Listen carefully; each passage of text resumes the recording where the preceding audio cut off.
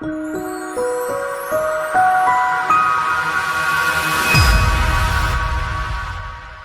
friends, Dr. Al-Juzi with you, Bariatric Surgery. And as usual, we share a few minutes together going over a topic that I like to dissect and address so that we can share some value. I hope hopefully we'll add values to you. So the topic of today is heartburn and weight loss surgery. So heartburn is seen very commonly in the community. Some people might have severe symptoms and they may require prescribed medication. Maybe their symptoms are not controlled. And the irony is that the heartburn symptoms, the acid reflux, worsen with the weight. As the weight goes up, the symptoms go up too. And then sometimes patients develop what we call esophagitis. That's irritation of the distal part of this tube here called the esophagus that connects the mouth to the stomach. And sometimes this irritation turns into a precancerous condition called Barrett's esophagus. Now, Barrett's esophagus is a big red flag. In other words, it's time to really dive in this and then treat it very aggressively.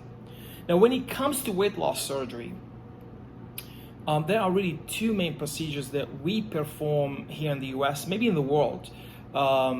Two main ones, that is the gastric bypass and the sleeve gastrectomy. There are others, but much less frequent, like duodenal switch, or like other endoscopic procedures, or lab band that has fallen out of vogue, or other newer procedures that are more endoscopic, more of a, for example, the aspire, the tube in the stomach, and other things. Balloon, for example.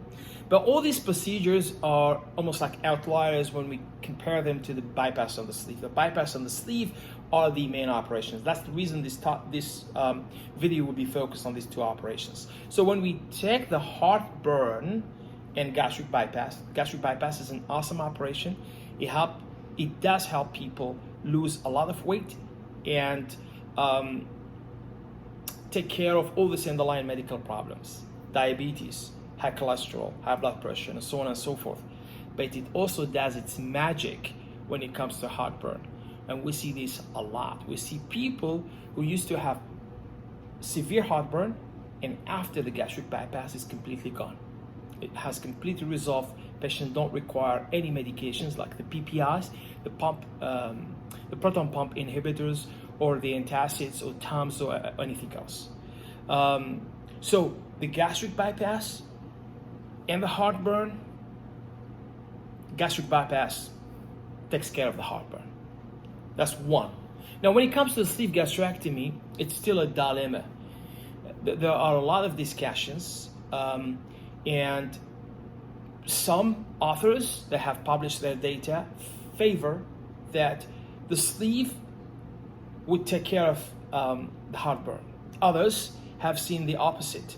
Either heartburn worsens after the sleeve, or patients who have never experienced heartburn before develop heartburn, and that's called de novo heartburn. And the data is a mix, but we like to say it's about 20%. So 2 out of 10 people may develop heartburn. The good thing is most of them will see their symptoms improve with time. They may require some medication like some PPIs, the proton pump inhibitors, but most will, after a while, feel better or have their symptoms very controlled. A minority may require an extra step, another procedure to deal with the heartburn. But in general, if the person presents with heartburn, that's a severe heartburn, and has hiatal hernia, which is a protrusion of the stomach, or the upper part of the stomach into the chest, then ideally speaking, the procedure of choice would be the gastric bypass, because it will fix both problems. The weight and all the underlying medical problems, plus the heartburn, the hiatal hernia.